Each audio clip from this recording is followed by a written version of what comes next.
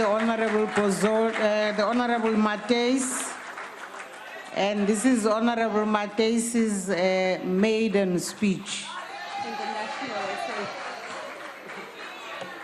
Thank you, Honourable Speaker. Honourable Speaker, a government that loves its youth provides means to educate it.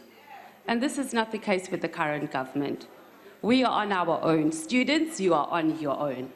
Students who are protesting currently all over the country are not doing so for private jets. They're not doing so for castles like the ones we built for Mr. Zuma. No, they are protesting for something very basic so they can access good quality free education.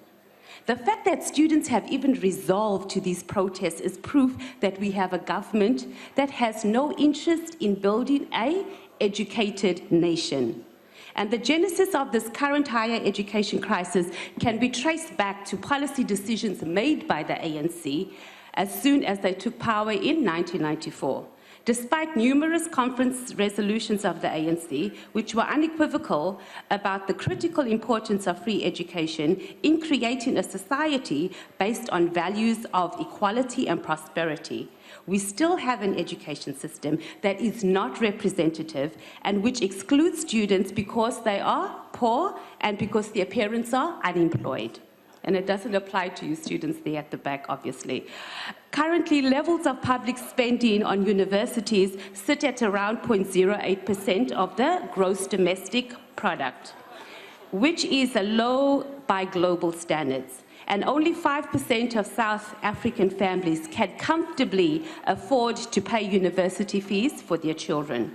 This means that without strong intervention and decisive intervention by the state, by the ANC government, to ensure access to higher education, the majority of bright black people will never have their dreams of accessing university education realized. Currently, there are about 800,000 undergraduate university students, and that's at a cost of an average of 120,000 per student per year. At this current cost, this would mean that we need at least 86 billion per year to fund higher education. And with proper prioritizing by a government, when they stop looting and all the dodgy things that they do, this government can easily get the money and put an end to the crisis of education here in South Africa, where we don't have our students being raped and murdered just because they're protesting for education. However, there is no hope for the ANC, and it is a waste of time to expect the ANC to implement free education for all right now, because they haven't done it, and it's already 22 years later. And that youth desk of the ANC is just being opportunist by writing to Blade asking him to implement free education right now. So to stabilize our institutions of higher learning, we need to do the following things immediately. Number one, legislate now that education will be free for the first degree.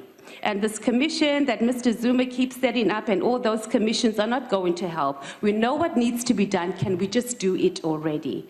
Number two, we need to decolonize curriculum and ensure that all our universities teach African-centered literature for the emancipation of black people. Who's calling me? It's a point of order that I wish to raise.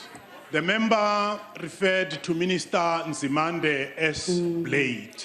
Oh, Minister so I suggest Blade it gets withdrawn. Honorable Zimande or Minister Blade? Minister, yes.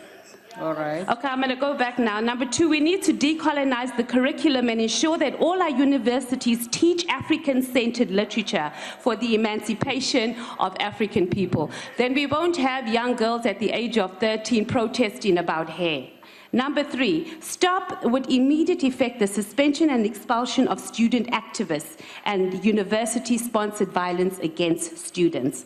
And only the EFF has a very clear vision on what an educated nation should look like. Under an EFF government, the capacity of higher education institutions will be expanded to include many students who cannot currently be accepted into higher institutions. all this tender corruption that happens would stop immediately, and that money will be redirected to higher education, and there will be no harassment of students at universities. We want to put it on record that we are absolutely appalled by the conduct of the University of KwaZulu-Natal and the police, who have not paid attention to the allegations of rape by policemen of students while they were protesting for free and quality education. And we call on all universities to be pragmatic in the manner in which they handle protests, so they must not fuel the anger that's already at a tipping point amongst our students, because they are stigmatized and they are excluded. The final solution, however, is the introduction of free quality education, and this is a feasible goal, but it is not achievable, obviously, by the ANC government.